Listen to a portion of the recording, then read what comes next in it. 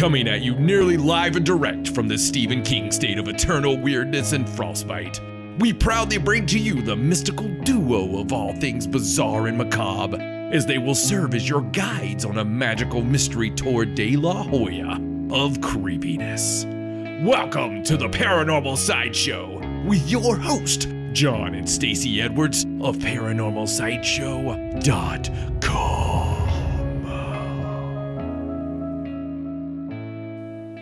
Hello and welcome to the Paranormal Sideshow. I'm your host, John Edwards, and joined as always by my lovely wife, Stacey. Hello. And we are coming at you live like we're in Hall H, and there's 3,000 people watching us with videos of Stacey going around the room because they don't want to see me like that. We're not live. Well, we are live right now. I guess so. I mean, we totally are being recorded live. Okay. In front of a live studio audience of spirits. There you go. Because it's happening right now, man. Right now. You have to really take it in. Okay. And enjoy every moment of it. I gotcha. Because they're around. Yeah, I believe you. Yeah, they're totally around. Totally. So let me tell you something really cool. Okay. So sometimes when we're doing the show, when we're doing the show, man, I look up little things like, I don't know, just something different, something odd, something macabre, right? And I was you're normal. Yeah, I was looking up what happened on this date, so I looked up weird that happened on July 27th, which is when we're recording this. Right. This is really weird. So it's not listed as something weird. Okay. It's one of these things where, and I'll show you here, it's listed here on this day. Right. You see what I'm saying? It's just dates, right? Uh-huh. Just kind of funny. 1837, July 27th. Okay. The United States Mint opens in Charlotte, North Carolina. Okay? Okay. Pretty cool. On this day in 1844, July 27th, fire destroys the United States Mint in Charlotte, North Carolina. That's weird. Isn't it?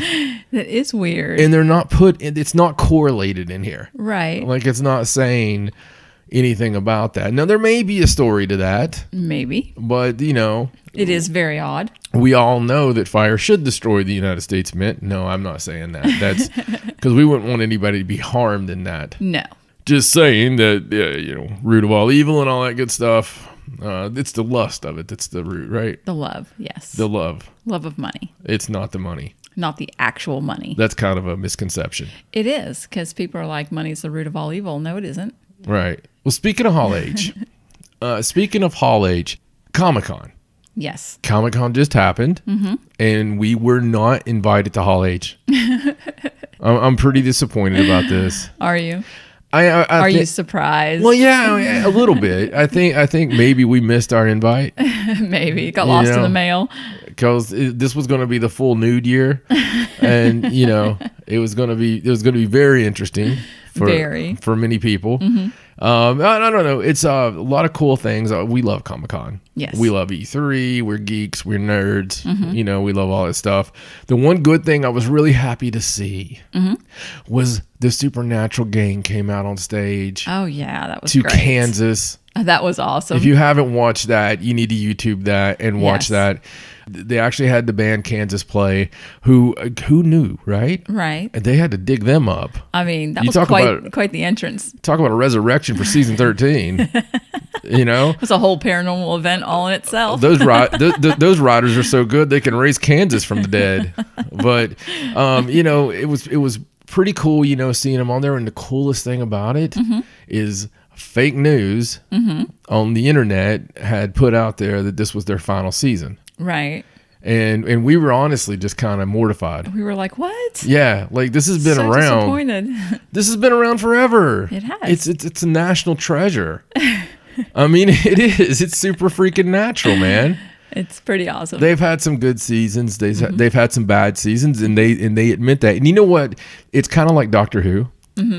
I have got so many people into the show Right. that are now super fans and have forgotten about me. Right. They've sort of surpassed you. Yeah. Oh yeah. Yeah. It's like my friend Misty. She goes to all the supernatural cons and she has all the pictures with Jared. Like they're on Facebook. They're probably having freaking cappuccinos and starting some kind of suicide crisis prevention hotline together.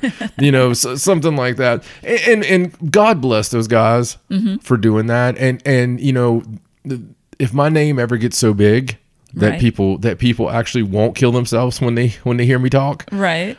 I would love to help people just like that. I would love to start these charities and it's never too early to start. We give to charities now. Little known fact, every time I see a person on the side of the road that's begging, I stop and give them money. Yes. I always try to make sure you have some cash. And you know, and I that means something to me. It really does, because I wasn't always able to give people money. Right. I was not always able to help people. And I swore that if I was ever in the position to be able to help someone, that I would do so. And if it means me eating lunch or not eating lunch, it's going to be not eat lunch and make sure that I help this person.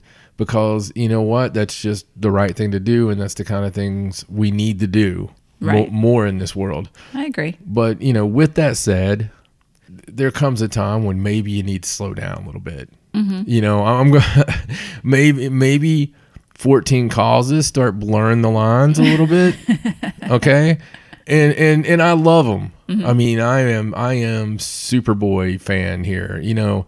But every time I turn on Facebook or Twitter or Instagram, okay, I see, you know, Jarrett Padalecki, like with some new kind of, with some new kind cause. Yeah. And maybe, you know, it's just the fact that it's like him, Stephen Amell, you know, you're seeing all these different causes and they're like supporting each other's cause. That's probably what it is. I think that's what it is. Truly, you know, I suffer from anxiety. And you would never think that. No, not from you. I mean, I have been an independent pro wrestler in front of, you know, literally 30s of people, you know, multiple times. And, you know, in gigantic high school gyms and, you know, big time. And glamorous National War, monuments and armories and all this stuff. And all joking aside, I have performed in front of thousands. I will say that.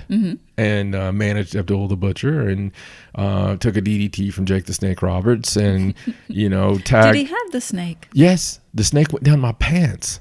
See, I can't just imagine that. You letting us, I mean, you must have really, really wanted to do that match. Okay. So we don't ever talk about this kind of stuff. Let the snake. So this isn't even in the book. Okay. Right. So I'm going to tell this story. This is funny.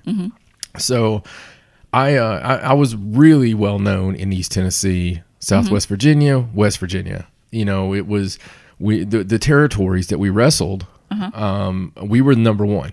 Me and my little crew, JHP, which included Chase Owens, who is now in the Bullet Club in New Japan Pro Wrestling. He's doing really well. You know, that was later on, me and Chase were. But in the early days, me and Chris Richards, Steve Fury, and a cast of characters, we were the most hated guys on TV. Every Saturday at 1 o'clock on your local television channel, you know, for a decade, you know. I mean, we were hot, man. I don't know, 200 hours of TV, probably of local TV. But we were hot. And so we would go to West Virginia. We would do these loops. And this one time we went on this loop and I was with this some other wrestlers and we were doing this thing in Ohio for a wrestler named Bobby Fulton, who used to be one half of the Fantastics. And he had these huge shows in Ohio. Right. And Bobby would do the Fantastic gimmick. They were like the Rock and Roll Express or the Rockers or something. They were like a big babyface team. Right. So he would do Bobby Fulton of the Fantastics, and he would also put on a hood and be the Sheik. Okay, and have this Iranian flag. Because nobody could tell. Nobody could. Really? Nobody could. And we're talking thousands of people that are in this, shoot arena. And so ever since I was a child, I always liked the heels, man. Like Roddy Piper was one of my number one guys.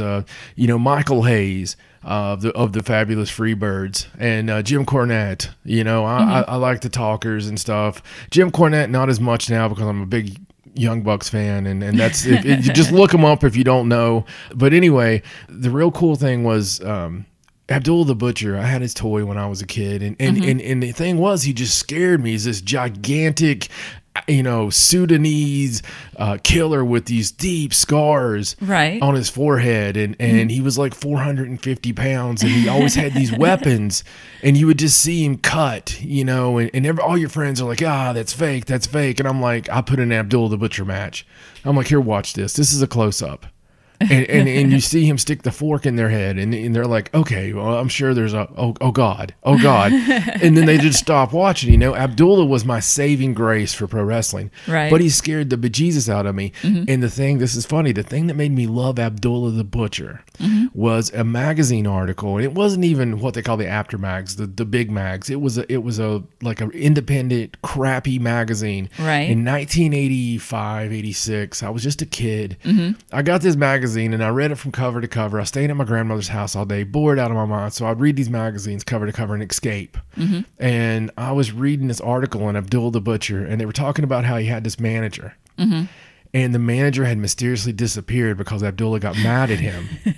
And the magazine article theorized that Abdullah had eaten him.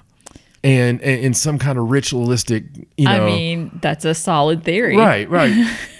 So this is in my head, right, for years. Now, this wasn't a TV angle. This was some writing nerd somewhere having a good time. Right. Okay. Scaring kids. Abdullah the Butcher himself probably never seen this interview. Right. So you fast forward years later, and I'm to the point where I have the privilege, and because of certain injuries, and the fact my mouth was way better than my athletic ability.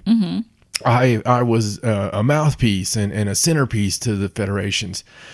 So I went there, and I had the opportunity and the honor to manage Abdullah the Butcher. And he actually fired his manager on the spot when he heard me do a promo. Somebody went up to him, and they're like, hey, Abby, and this guy had been wrestling at the time for 50 some years. Crazy. For 50 some years, okay? But he was still looked the same, and they were like, hey, Abby, this is like your biggest fan. You have no idea. This kid has talked about you for the 13 years I've known him, And he's like, oh, yeah? He's like, cut a promo. And now this is in front of Jake the Snake Roberts. This is in front of Buff Bagwell. This is in front of all these cats in the locker room. Right. And without hesitation, he told me what to talk about. He's like, I'm going back to Japan, and I just destroyed this guy's brother in Japan. I want you to cut a promo about the fact that we're coming back we're going to take him out just like we took his brother out in Japan, and then we're going back to Japan to exact our revenge. I went off. I mean, I just channeled everything that was in me that was heel. And Abdul the Butcher looked at the guy that was with him and goes, get out of my sight. And he's like, you're my manager. So, I went out there and tore it down. Absolutely tore it down. And I went out there with this, for whatever reason, even though I was known as another character in other places, in Ohio, they knew me as some Middle Eastern guy because I went out there, and without being told to, I all of a sudden developed this weird accent, like I was Ahab the Arab, and And I'm sure it was like, since, you know, like culturally insensitive. It was, you Probably. know, because here's this Probably. big white bald guy that's just like, you know. You did have a suit on, I'm sure. I did have a suit, but I was waving an Iranian flag, and I was just like, God. I was Okay. like, Abdullah the Butcher, you know, and going through all this stuff, right? So we're getting to Jake the Snake. So the thing about the Abdullah the Butcher part is, you know, in my head, I was like, well, there has to be a gimmick to this. And before we went out there, he was like, he's like, take this beer bottle. Do not pull this out until I tell you. and like, I really, and you know, we've talked about some of this before. I had a real job, you know, for a living. I beat people up for years. Okay, not the pro wrestling, but for a living. I'm not scared of people as a rule, you know, and I'm not that kind of guy. I'm Mr. Nerd, Mr. Laugh, Mr. Love, Right. but if it needs to be done. And so anyway, oh my God, I get out there and I'm scared to death about messing it up, you know. Well, I give him the beer bottle and I'm thinking, you know, this is going to be some kind of gimmick. He breaks the beer bottle in front of the fans on a guardrail and stabs the dude in the head. Stabs the dude in the head right in front of me. Right. And there's no fake. There's no the guy's screaming for his life. There's blood spewing everywhere. And here I am, and the fans are like mortified. I mean, sure. there's fans that are mortified. So we get to the back. Jake the Snake Roberts, they want me in the main event. Okay, so Jake the Snake Roberts is the baby face. Right. He is cracked out of his mind. He is on every kind of alcohol, drugs, meth, whatever. This guy is messed up. He stands there and calls the match completely naked. Now, another guy that I played with his toy. All right. Right. And he was an idol. It's Jake the Snake Roberts, man. Right. So he's standing there. And this guy, let me just fit it for you. I'm 6'2". Jake the Snake Roberts has to be 6'5". Right. So he's standing there completely naked. Completely naked. And because of the children that may listen to the show, I will say it was the most awkward thing ever, because he had this very tired member. Okay. and it was like if you could imagine this exhausted body with this exhausted other snake that was just kind of like Well, I mean, I'd say he was on in years. So they tell me that Jake hasn't brought the snake himself because of snakes dying and such under his care. So they had to bring the snake in. There had to be someone else that brings the snake. Like a snake handler? Like a snake handler, or somebody, the promoter gets the snake and brings it there, because Jake will probably let it die. So it's not Jake's pet? Like, no. It's just a random snake? Just a random snake. Oh, that's brilliant. Okay. Yeah, so it's in the bag, right? So Jake's standing there, calls the match completely naked, which oddly enough has happened to me several times. But he calls the match and he looks at me, and it's the craziest stuff. He's got a cigarette hanging out of his mouth like only those cool dudes can. Right, where it sticks to your bottom lip. I don't know how people... My dad used to do that. I don't know how that works. Sons of Anarchy, just full on. I mean, here's big naked Jake the Snake Roberts standing there, and he's like, how long you been in the business, kid? And I'm like, over a decade. He's like, yeah, over a decade. Oh. So, can you take the DDT? And I'm like, yes, sir, I can take the DDT. And he's like, yeah, he can take the DDT. And he says, what would you do if I put this out in your eye? And I was like, cry. I mean, I didn't know what else to say. It's Jake the Snake freaking Roberts, man. Right. You know, like, please don't put the cigarette out of my eye, Jake. You know? and this last thing I wanted to do was fight naked Jake the Snake. Right. It was just one of those things that you don't want to do when you wake up in the morning. Right. You know? So we get out there to the ring. Jake actually performs rather well, considering his state. It comes to the point, I take the big DDT. Which was a privilege, you know. And he comes over, he gets the snake. Now, did he not tell you about that part? Well, not about the way it went. Right. So I'm unconscious. Well, hint, unconscious. Right. I'm laying there. The fans are loving it because, you know, the Arab guy got killed. Right. So the white Arab guy. Yeah, that white Arab guy is out. So here I am laying unconscious, and Jake withers up my body with the snake, and I can feel the snake on me. And he gets over top of me, and I'll just have to say it like I said it because and excuse me for the language, I will warn you ahead of time but it makes the story. He gets over me, and I'm like, I can feel the snake on me, and he's prone on top of me, and I go, God damn, under my breath, and he looks down at me, and he's like, yeah, God damn, God can't help you. And pulls up my pants and sticks the head of the snake in my pants. Oh, God. Because the fans are just loving it, right? Right. So I can feel the snake. Oh, God. On my junk. And I had to lay there as he's trying to get this otherwise docile snake to wrap around me. And it's not cooperating. The snake's like, you know what? I'm pretty chill. Yeah, the snake's like, So he literally has his hand and shakes the snake. Why it's in your pants? Well, yeah, like when it's in my pants, its head's in my pants, probably wondering what the hell's going on.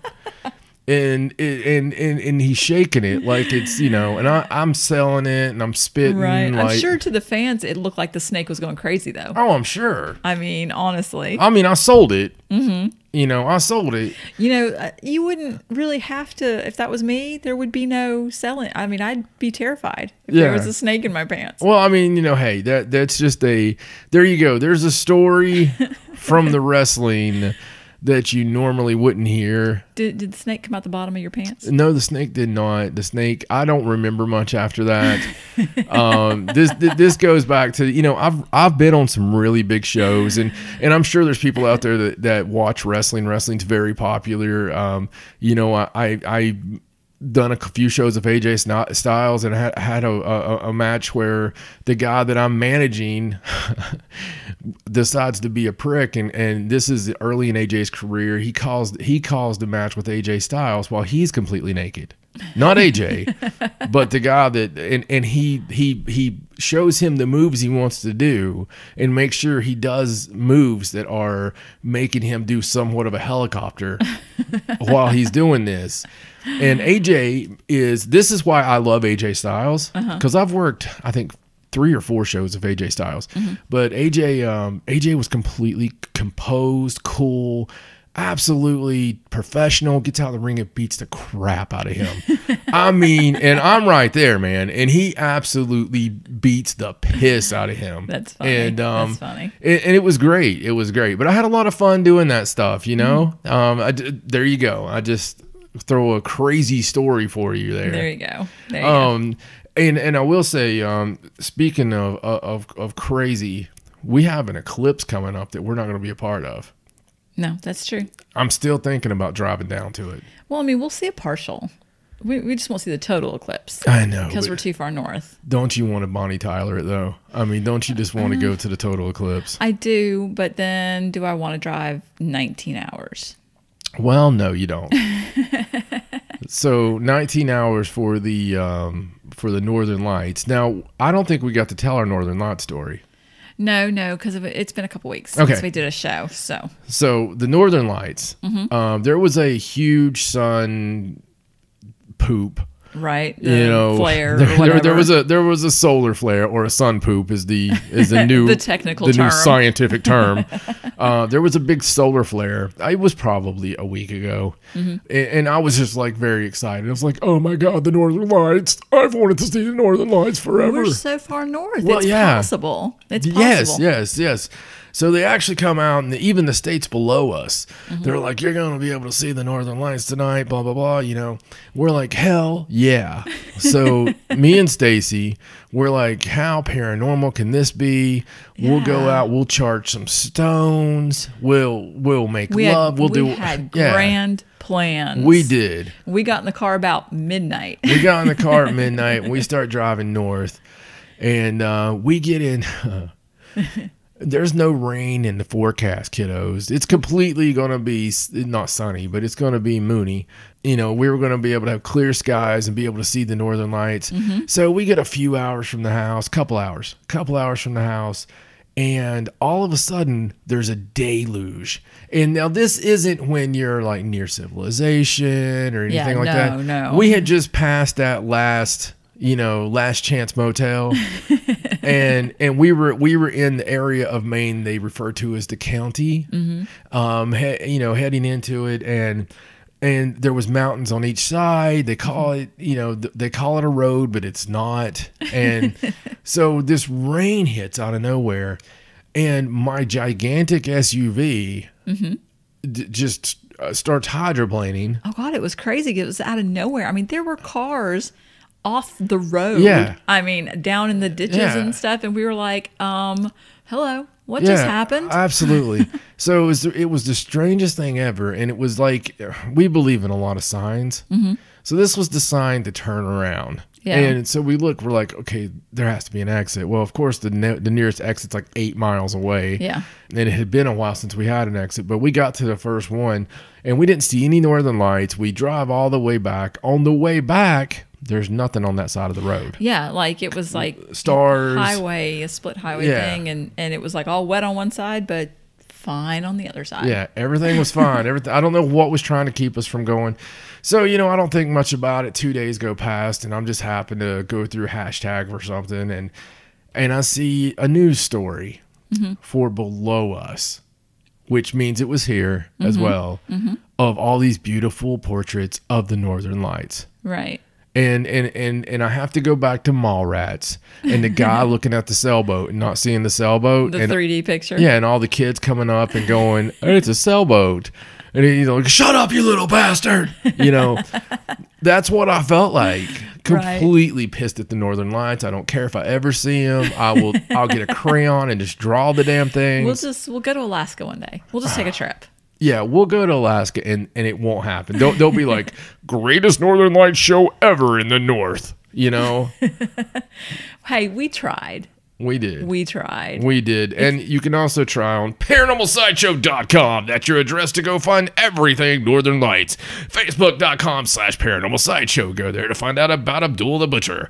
On Twitter, it's @Sideshow97. On Instagram, Hot Naked Jake the Snake Dam, John and Stacey Edwards. And on YouTube, search Paranormal Sideshow. Also, listen to us on iTunes, Google Play, iHeartRadio, Stitcher. Anywhere you like to listen, that's where we like to hang out, kids. So come join us. And with that said, I think it's just about time for some paranormal news.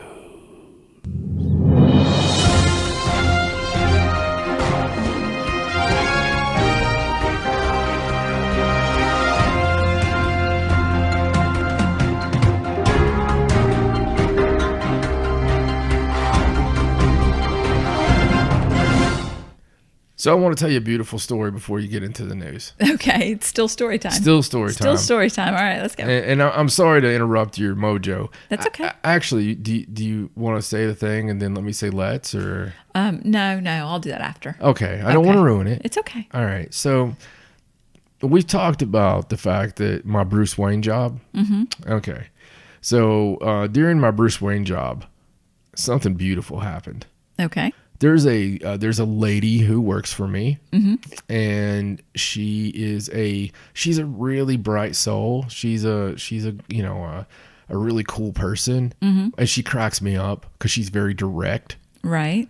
So if I'm doing something that's anywhere near off kilter, or if I send out an email or something that's anywhere, south of where it should be. Right. She will not talk about anything else. Like, she's not a rah-rah person. She's not like, hey, we've got this going on in the store today, anything like that. She only comments, like if it's something I put out there that's unusual in your job for is. People to be very direct. With me it is. Right. So there's not very many people that'll like. So that's a special quality. Yeah, there's not very many people. I do have a reputation that precedes me. And I'm sure you do. So I really think a lot of her. Unfortunately, she lost a family member about a year ago, I believe. And it was a very dear family member to her, and very sad. Right. And it broke my heart. And you can only show so much of that at work. Right. So, because I just couldn't imagine. And so she found out somehow about my Batman life. Oh. And I see. I don't know how. I think word gets around maybe. Yeah, I don't know how she found out about it, but she found out about it. And when people find out about it, I don't hide it. Right. You know, at that point, what are you going to do, right?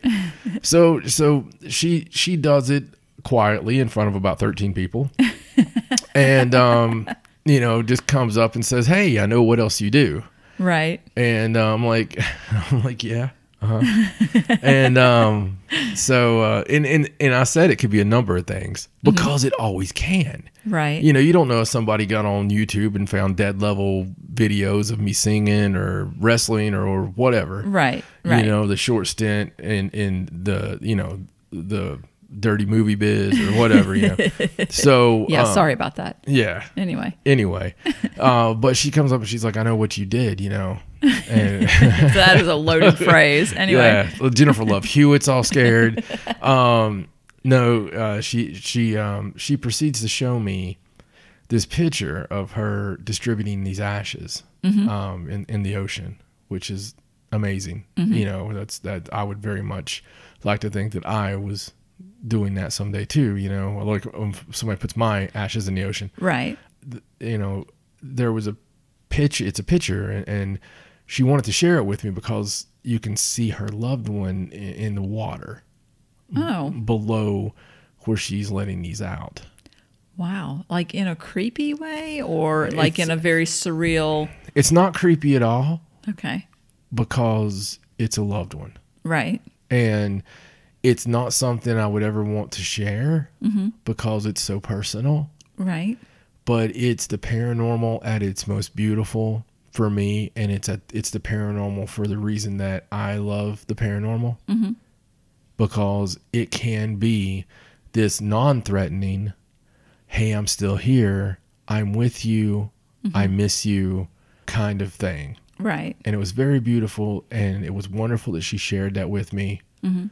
And, you know, so I just wanted to throw that out there, that there are these little beautiful moments in life that you can't even really acknowledge when they happen. Because in my position, I couldn't really... Right. I couldn't really, you know, express emotions that are really there. You know, like, that is fantastic. Thank you for sharing this with me. It means a lot that you would show me. I mean, that is pretty cool. But yeah, it was. It was. And it's, you know, that kind of stuff happens quite a bit. And it was kind of funny. She said something that is so true, and I talk about it all the time. You know, she said, you know, I said, "Well, there's things happen to me all the time." And, you know, I didn't really go into any gifts or anything. And right.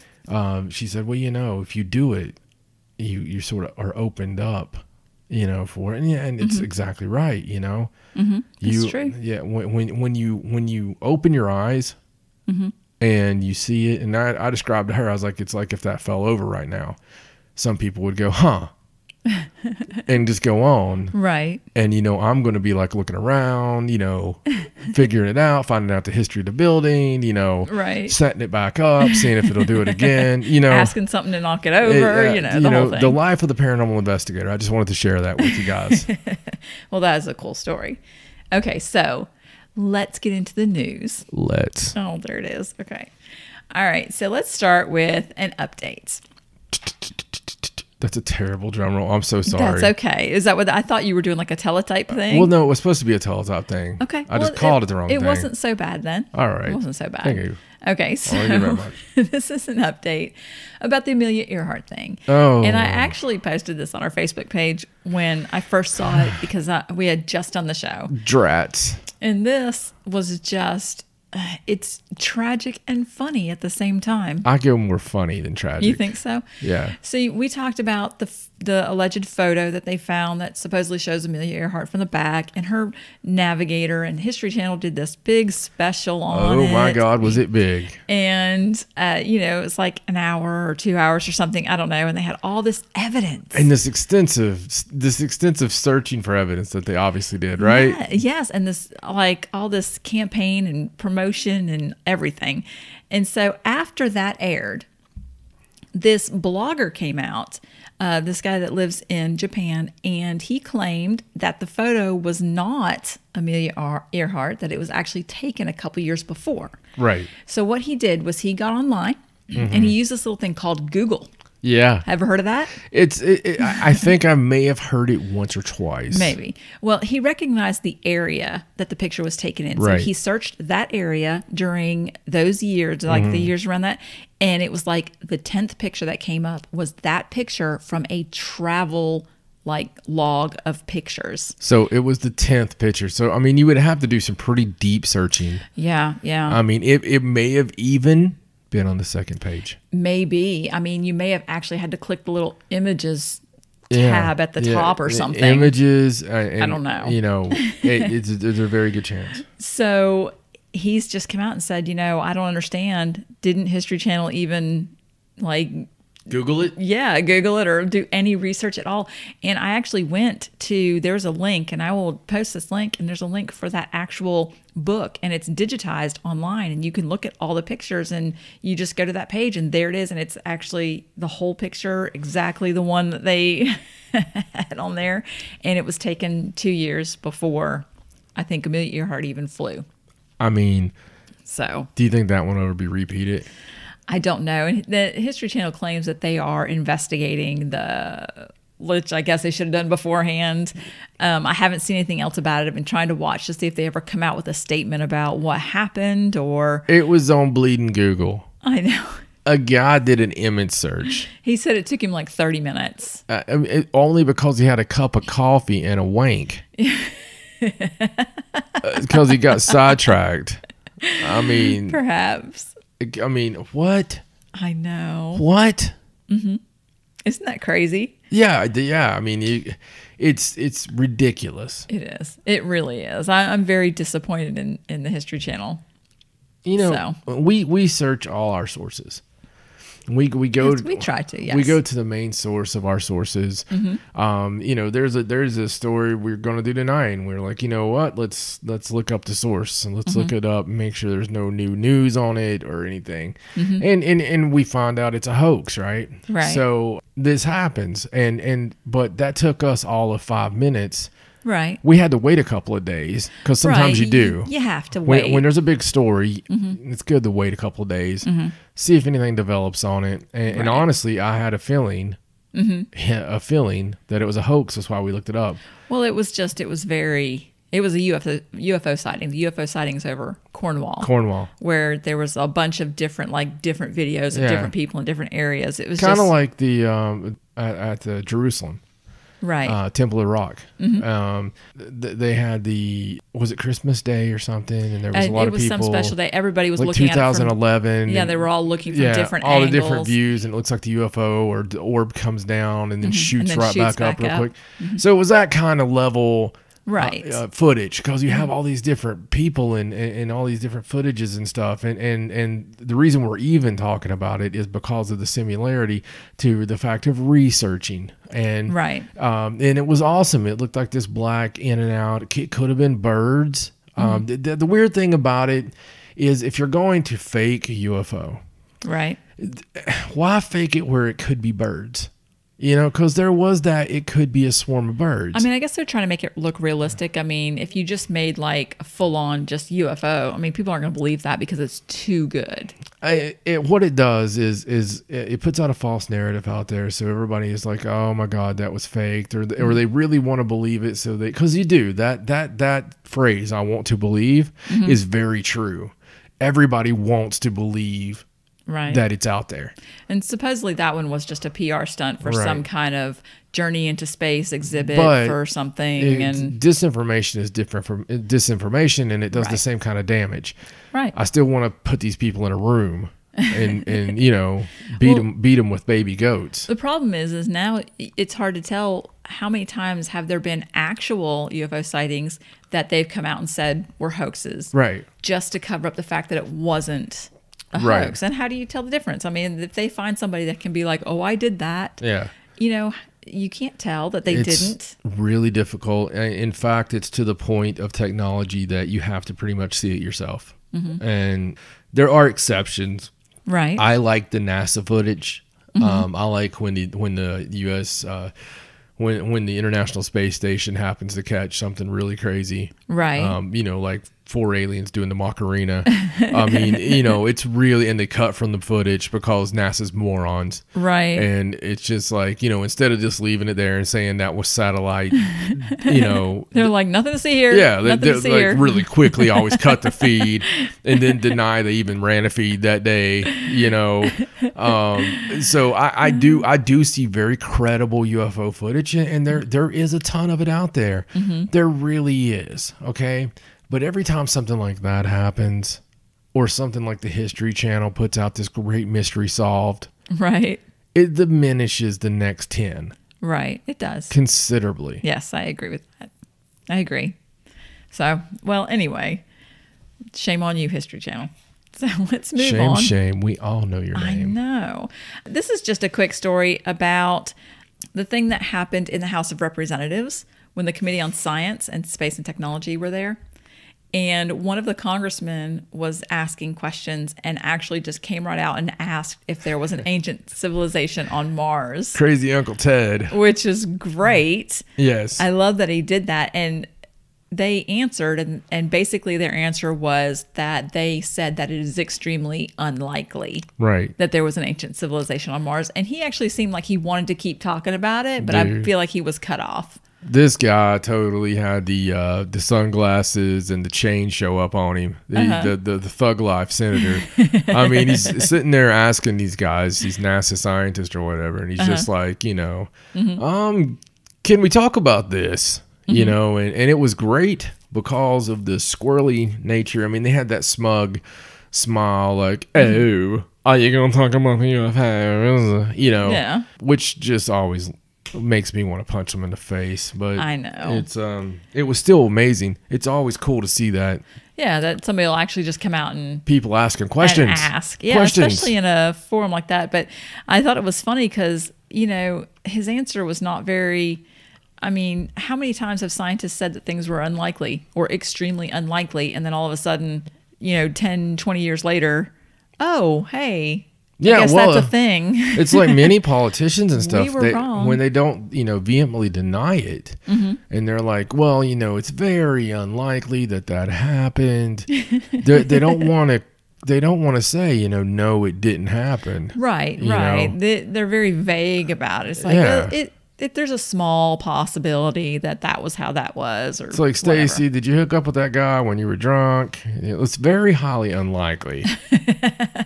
I mean, it's just, highly unlikely. Don't know for sure, but it's highly unlikely. I don't have proof either way, but whatever. All right. Well, let's move on. Speaking of scientists not knowing what they're talking about or Always. rewriting things, Always. here's another story about how a find has rewritten what they thought happened. Really? Yeah, because we don't have stories like that ever. I wonder if people ever turn the show on, get to this part and go, I've heard this one before. Yeah, I think they've done this story. Have I listened to this every show single week. before? Oh, no. They'll know they haven't listened to this story because right. of the other stories.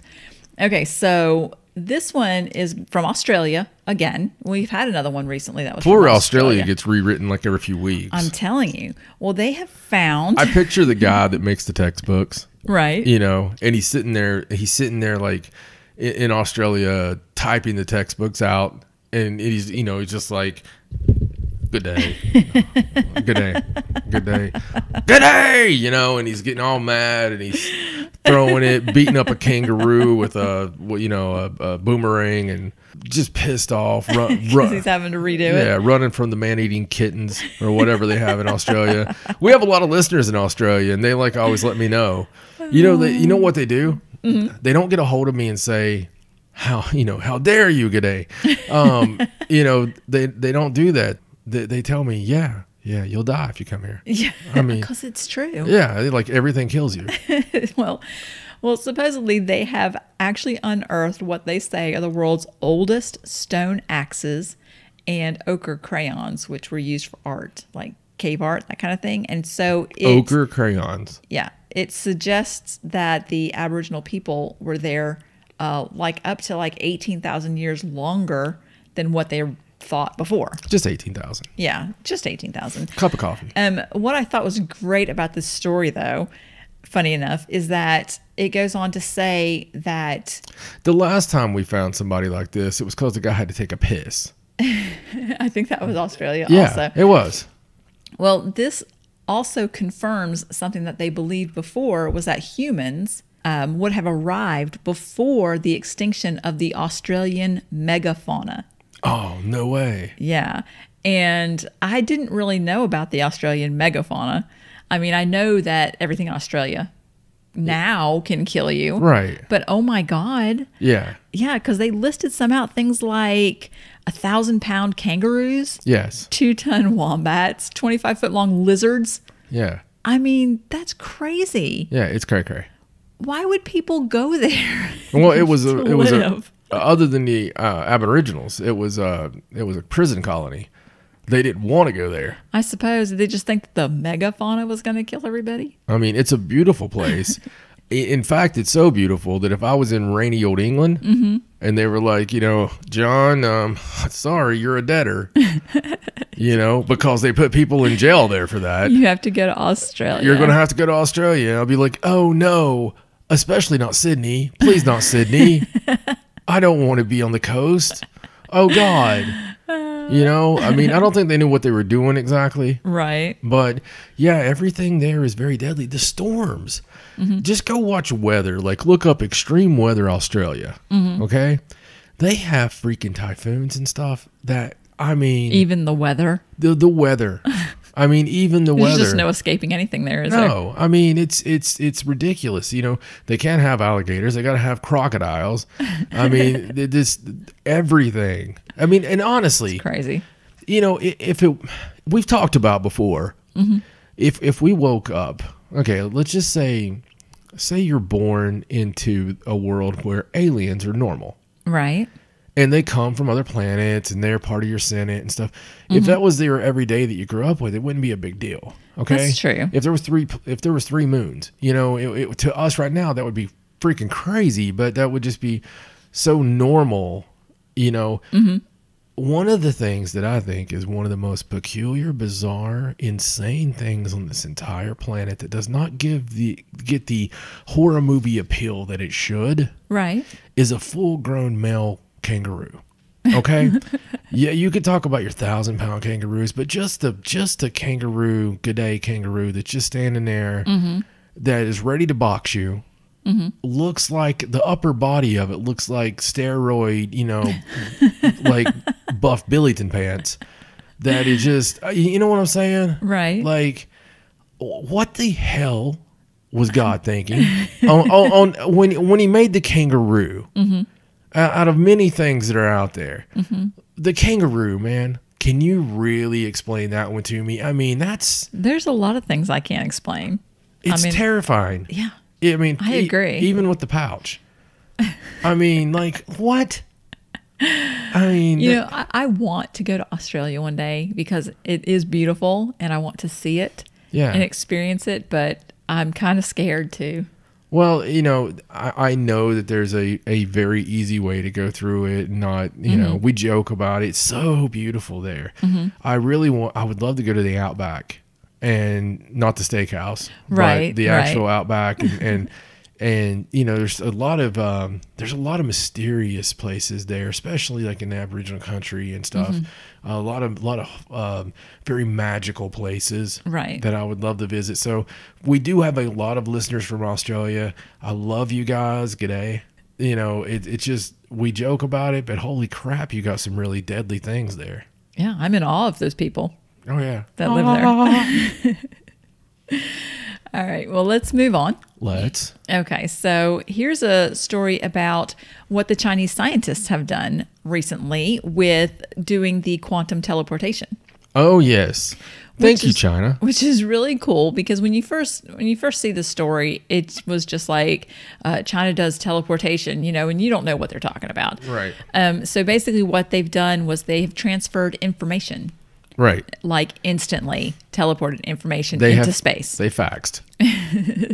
It was not exactly. Thanks, China. Just going to let you know. It's not the same thing. We came up with that in 1992.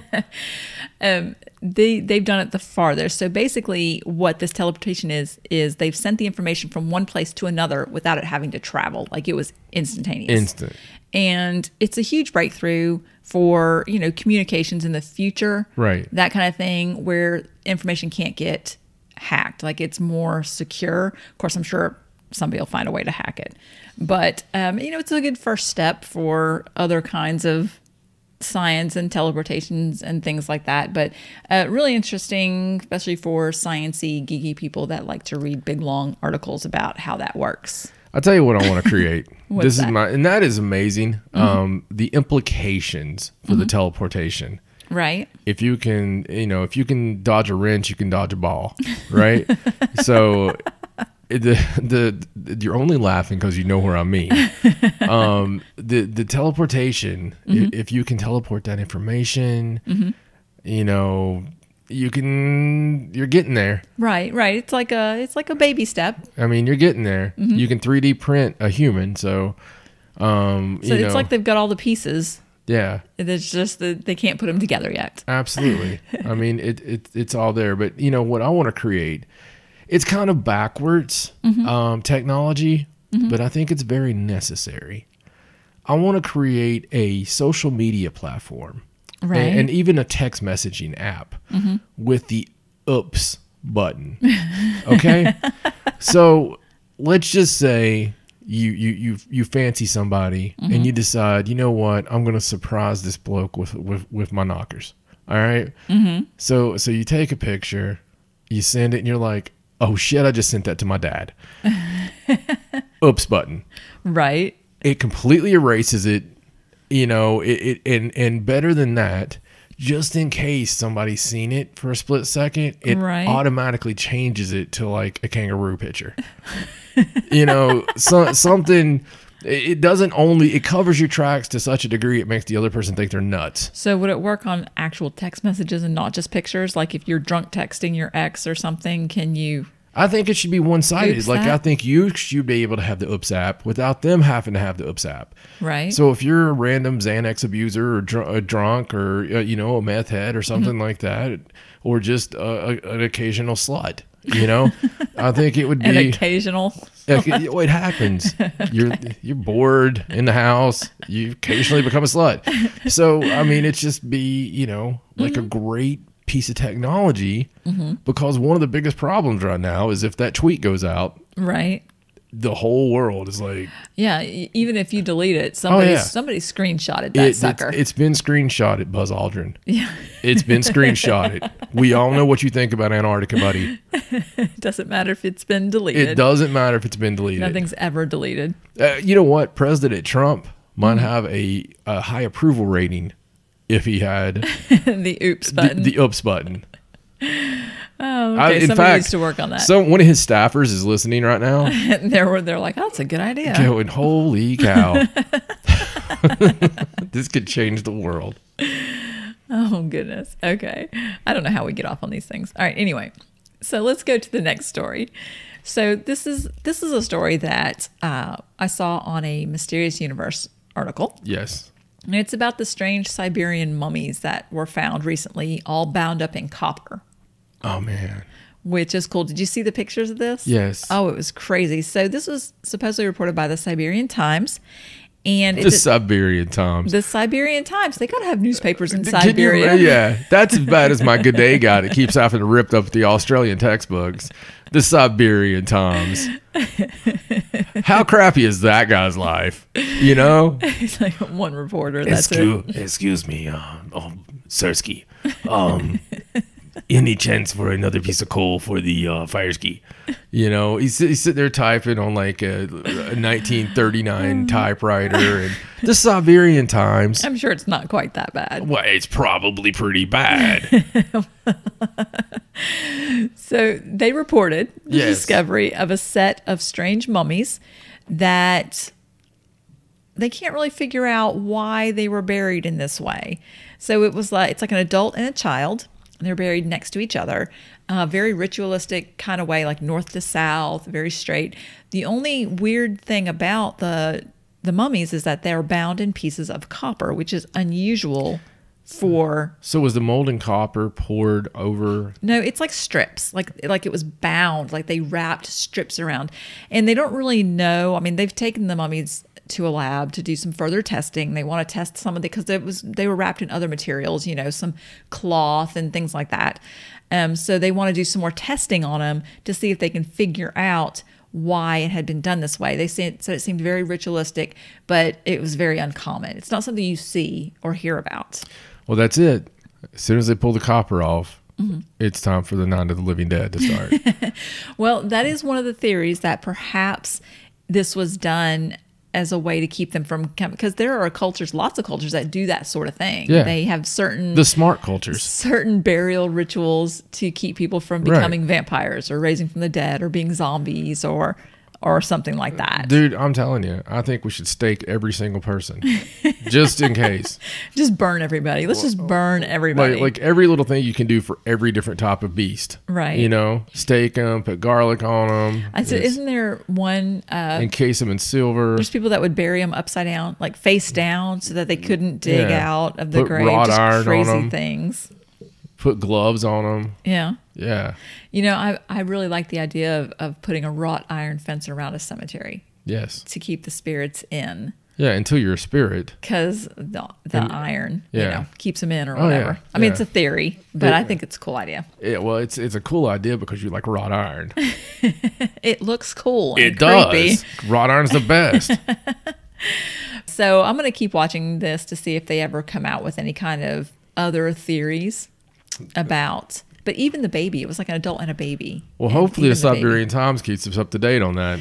I mean, do they have anything else to do? I It's not like there's a sports section. they could have lots of strange, mysterious holes to report on. Yeti running, giant sinkholes. Yes, definitely giant sinkholes, gateways to the underworld, whatever. I don't know.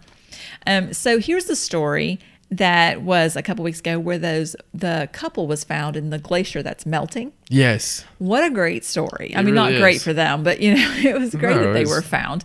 These two people apparently went missing like 75 years ago, and nobody ever knew. Their children never knew what happened to them. They were just Everything happens for gone. a reason. And all of a sudden, this glacier has started melting because of global warming or whatever, it's getting warmer. Yes. And all of a sudden, there they were. Their bodies, obviously, they had gotten lost. I think they said they had gotten lost going for a walk, or they fell in a crevice, or something happened to them, and they died, and then their bodies were frozen.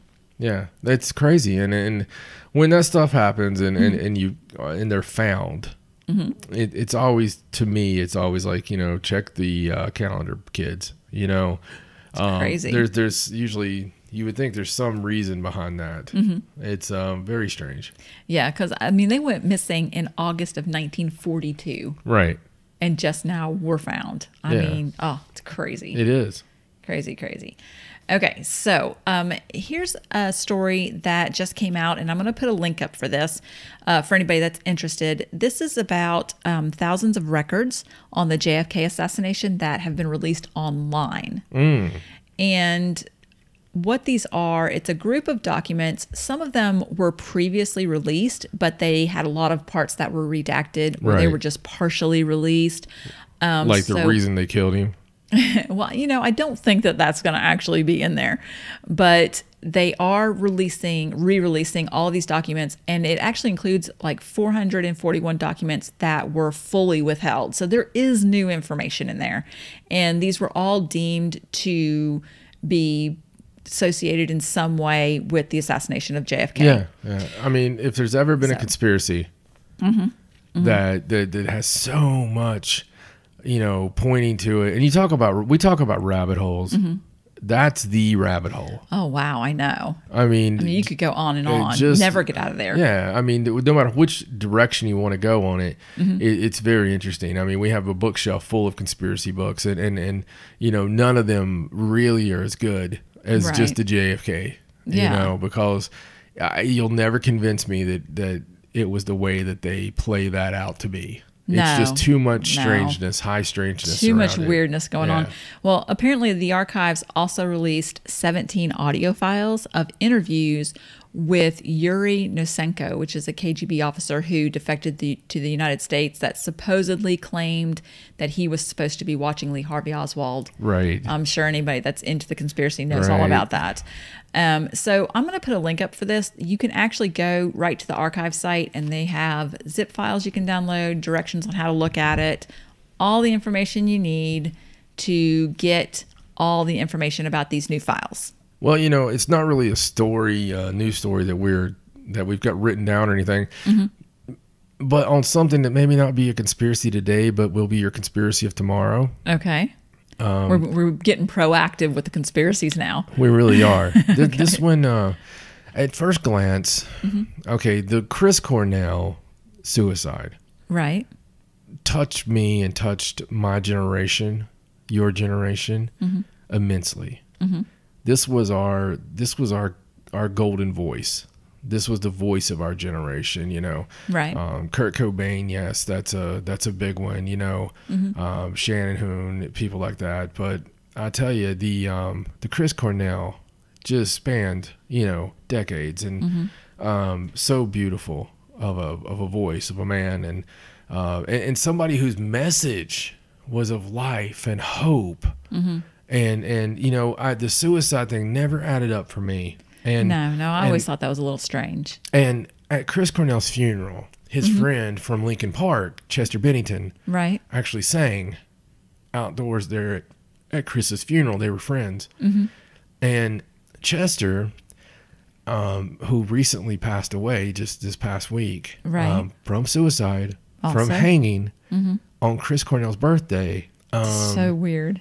The weird part, and this is really strange. Listen to a Linkin Park song. Most of those songs are about going to the next level, life, love, perseverance. He was a victim of abuse when he was a child, of sexual abuse. And there's he's a survivor. He's and a lot of their songs were very full of hope. And here's one of the weird things was he purchased this, multi-million-dollar home for his family.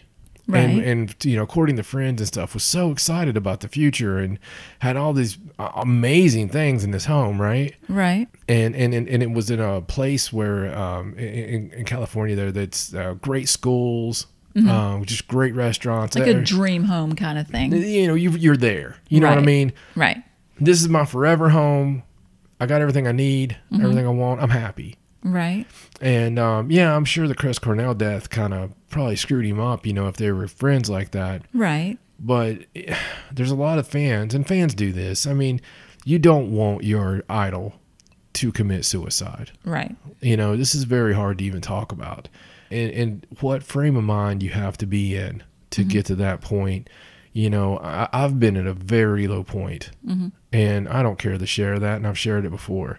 I've been at a very low point, and I'm the poster child of things that afflict me, that would cause someone to, be that type of person. You are the poster child of that, and you have dealt with that unfortunate thing in your life with a loved one, and so it's not that it runs in families or anything like that, but it's just such a terrible way to lose someone, and you want to believe there's something else, Right. Some other reason, and not to get too personal, but I'm sure with you, you wanted to believe in your instance that there was some other reason, Right. And so I get that, but then there's the strangeness, then there's this strangeness, and I don't want to buy into this Illuminati crap. I don't think the Illuminati sits around and going, hey, you know what? Chris Cornell and Chester Bennington, they're gone, dude. But it is really, really, it's really sad, number one, but it's really weird. It's just really strange that you are on top of the world, and Right. it just goes to show, don't it? And not to bring the show down, but it goes to show you on the outside you have everything. It's perfect. You have everything, but that goes to show how having depression, it doesn't necessarily mean that you're destitute. Right. It doesn't necessarily mean that you're, that your life's terrible. Right. That you're homeless and you have nothing or whatever. You can't help it. And so I wanted to take this moment to not buy into these conspiracies and give my personal opinion that, yes, it's weird, but I believe it's more of a tragedy than anything. And if anyone out there is listening to our podcast and you have these type feelings and you feel like you're alone, you feel like the walls are caving in on you, and you feel like, there's no tomorrow, there's just no coming out of this, I wanted to take a moment and say that I've been there, and I have absolutely felt that way. And embarrassingly, I can say that I have felt that way before. When, the job was gone and this was gone and my friend had died and all this stuff happened, man. And you know what happened? It got better. And it got better. And life is beautiful, and you need to cherish it and cherish the ones around you, and every day and every moment. And we're going to put a hotline number up on our website just because of this. So if you need someone to talk to, if you need someone to reach out to, suicide prevention hotline, I believe in that. And take a time. If you're having any kind of feeling like that, take a moment and talk to someone. For the love of God, reach out to us. Reach out to someone. And I just wanted to take a moment. And like I said, I'm not trying to bring the show down, but I know these type of things that happen when it's idols or when it's people like this, it brings it home. And there's not always another reason. There's not always, we're the kings of loving the conspiracies, man. We do. And we love the mysteries, but sometimes it's just sad. And sometimes, you just need help. Right. Okay. Well, let's move on. I have two more stories that one is kind of tragic, but interesting at the same time. So this is a story. It's actually a video that you can watch, and it's about a man who was actually killed by a crocodile in Indonesia. And the video is not of him getting killed. Don't worry about that. Okay. But what happened was, I was like, you are really bad at segues. Like I was going to be like, you are really bad at segues. Like, holy crap. The story is about how the crocodile returned the man's body after he was supposedly summoned by a shaman. Okay. Now you're going to have to give me that whole thing again. Okay. So a crocodile, huge crocodile. This man was in the river taking a bath. Okay. And this big crocodile comes up and drags him under the water. Right. Very tragic. There were other people in the water. Right. They saw it happen. It was terrible. Right. Okay. So the man was killed by this crocodile. And I'm sorry, but right now you do sound like Donald Trump. You're just like, the way you're describing that, you're like, crocodile comes up, very tragic, very huge, tragic, very tragic. I'm trying not to make light of the fact this guy died. Just so tragic. But let me continue. So his friends, his family, the people in the village, they tried to find his body and they couldn't find it. Oh, Jesus Christ. Keep going. Professionalism. I'm trying. So they got this shaman to come to the lake and do this ritual to summon the crocodile. I am so sorry about the suicide prevention, like right before this. That's the next story. You didn't know. All right, keep going. You didn't know. And so supposedly they were doing this ritual and the crocodile brought the man's body back. There's a video and you can see the crocodile pushing the man's body back up, and then it leaves so that they could get his body so they could bury him. It's very strange. Very strange. So I'm reading this story, okay? And I actually went to the local the local paper, which I had to use Google Translate. So it was kind of weird the way it read. You know, the words were not exactly. Yeah, so you went to the local Indonesian village. the local story or whatever. Dude, there are people at the Siberian Times and at the local Indonesian croc village that's just like, oh, we got a hit. We got a hit. It looks like it's from Maine. So, they interviewed this guy and they were asking him about, you know, people going in the water and if it was dangerous because of the crocodiles and supposedly this is not something that happens a lot. Like people bathe in that river all the time, right? And they don't get eaten.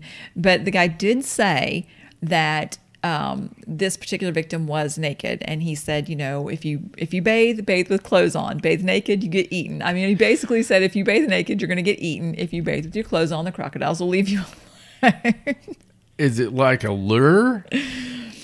I don't know, but the weird part of the story was that I can't believe. I mean, you would think that the crocodile would have ate him, not brought him back. And brought him back at the particular time that all these people were chanting and doing this ritual to summon him. Seems totally legit to me. And like they actually recovered the body. It's so crazy. And the video is weird. Like you can watch it on the video. So let me explain it to you. Very weird. Mm-hmm. You have a bunch of people there who believe in what they're doing. Right. Which makes that magic powerful. Mm-hmm. And if you believe in what you're doing, right, things happen. So, you know, that's bananas, man. It is. And it was like when the crocodile brought the body back, there was actually 3 crocodiles, and like it's almost like 2 were watching the third one, and it brought the body back, and then they all just kind of. You think he took the body down there, and they're like, Jesus Christ, Frank, do you hear him? They're going to be doing this crap all day long. Come on now. But Dad, no, now. You heard your father. And they just take him back down to, yeah. Yeah. So, I don't know. Very strange. But I'll put a link. You have to go watch the video. And it is blurred. So, you know, because the man's naked. The dead man is naked. Oh. So they blurred it out. You know, they made it safe to Well, watch thanks for that. without. Okay, so we have one more story. This one's from Maine. Oh. It's a good old Maine story. Good old Mainer. Yes, don't be too happy yet. It's about a clown. As long as it's not about going to the camp. No, it's not. Hey. It is about a creepy clown chasing people with a machete. Okay. So Not Again. Yeah, well, we had a lot of these stories from the pages of Not Again. I know, and you know, honestly, hadn't really seen any of these lately. You know, we had a lot a few months ago, the end of last year. You know, the guy that we blame for this lives in the state. the creator of Pennywise. Well, supposedly, concerned residents called 911 because they spotted a man walking on the road wearing a clown mask and a sweatshirt holding a machete. Oh. And supposedly he ran off into the woods. So they were trying to track him down and they couldn't really find him until they finally saw him pop out of the woods, and they ended up catching him before he could hurt anybody. Wow. So his 31-year-old Corey Berry, that's his name, and they did take him into custody. He was intoxicated. Was he? He was. And supposedly he was trying to play a prank, but he wasn't wielding the machete. Like when the cops found him, he had this machete and it was actually duct taped to his arm. He's an amputee. So oh my God. He duct taped a machete to his stump. Oh my God. And was wielding it. That's the most awesome thing I've ever heard. I guess. I don't know where in his mind he thought that this was funny or was a good idea. But dude, if I lost my arm You would duct tape a machete to it? I would have fake kitty paws on there one day. I would have a hook on there one day. I mean, this guy, I applaud this guy. Normally the clown people I don't applaud. Right. But I applaud this guy for having fun with himself. You know, He did cooperate with the police. Yeah. I mean, he was really just drunk. And Yeah, who man. hasn't gotten drunk and done something stupid? You Yeah. know, he was just, to him, it was just a prank. And, you know, he just had a little too much to drink, thought it would be funny. He didn't hurt anybody. He didn't actually chase anybody. People just saw him and were concerned because he's wearing a clown mask with a machete taped to his arm. So it's been a weird show. And we've had some storytelling, right? Right. Let's tell a funny drunk story Okay. from years ago. Okay. Let's go back 20 years. Oh, wow. 20 years this week. Uh-oh.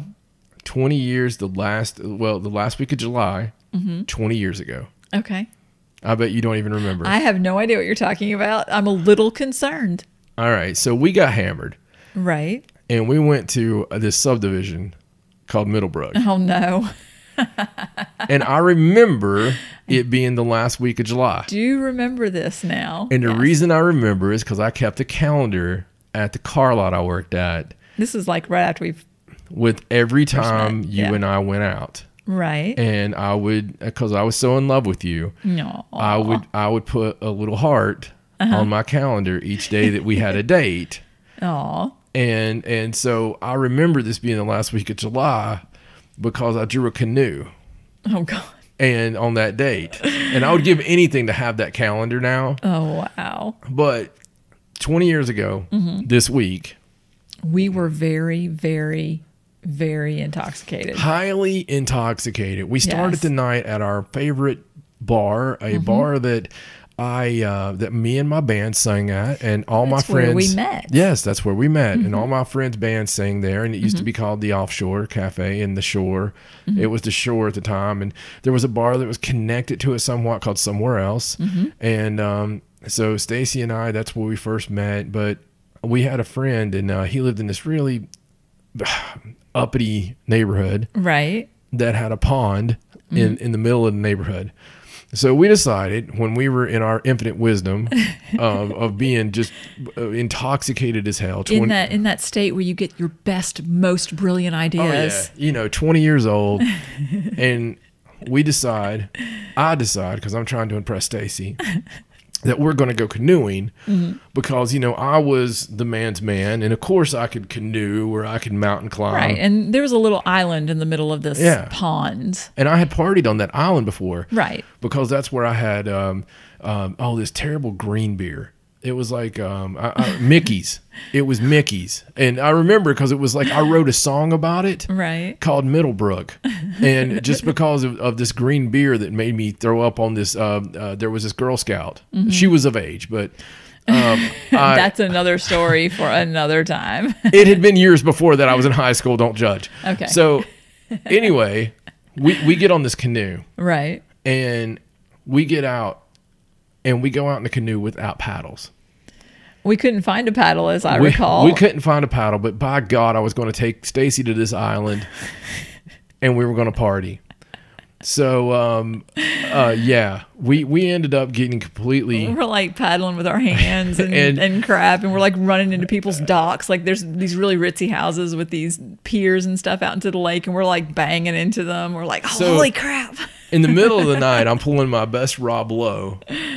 And there's a movie reference for you, but I'm like, row, like I knew what I was doing. But by God, Stacey and our friend Rob at the time, and everyone was putting their feet there, you know, and we were rowing. We get completely just drenched.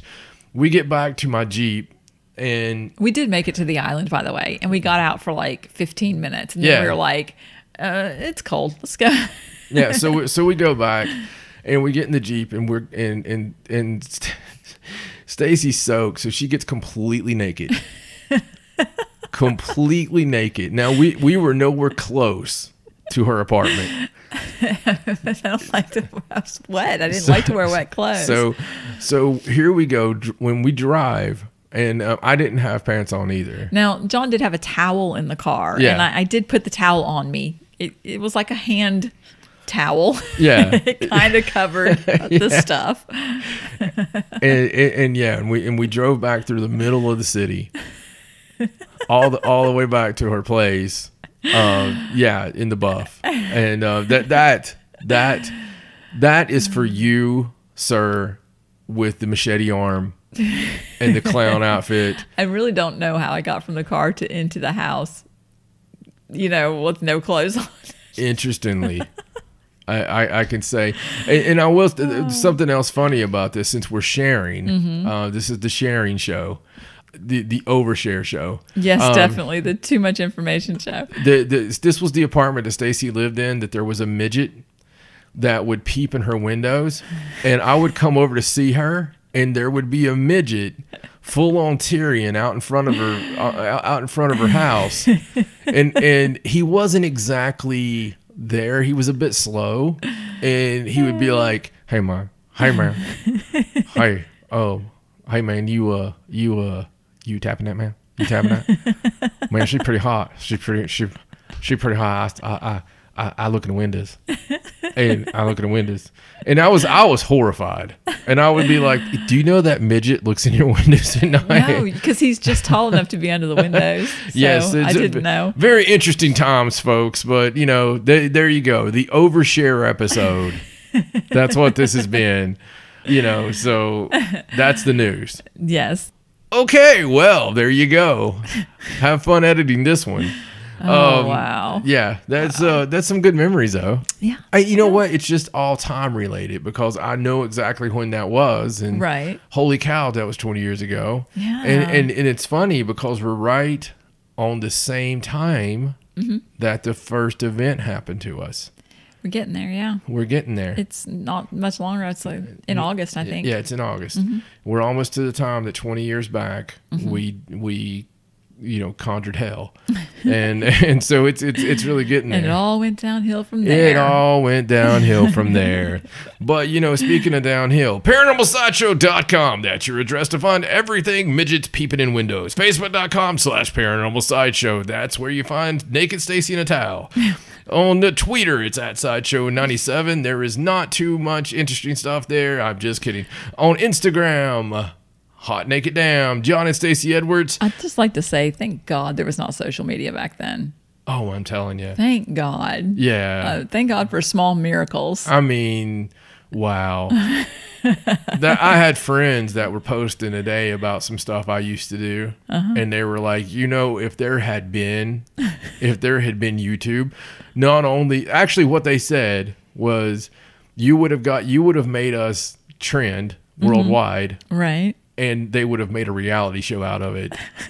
Because I either would have been really popular or really, really embarrassed. It was some crazy times, man. Hey, how many guys can actually say, they've been a successful businessman, a singer in a band, a pro wrestler, and a freaking paranormal extraordinario.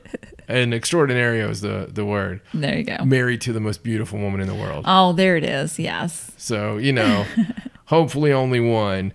Listen, guys, all joking aside, iHeartRadio, Stitcher, Google Play, iTunes, however you listen to us, please hit that subscribe button. Even if you listen to us on YouTube, hit that subscribe button. We really appreciate each and every one of you that listen and that share and that tell other people about it. And even if it's just to ruin their day, we really do appreciate it. And hey, give us a shout out. We love getting that mail from you, and we've been getting more and more of it. We try to answer everything that comes to us. So we'll get to it eventually. Oh yeah, we deeply love each and every one of you. We wanted to have just a fun episode where we kind of went off the cuff a little bit, and I think we accomplished that. I think so. Check mark. There you go. I will say one last thing.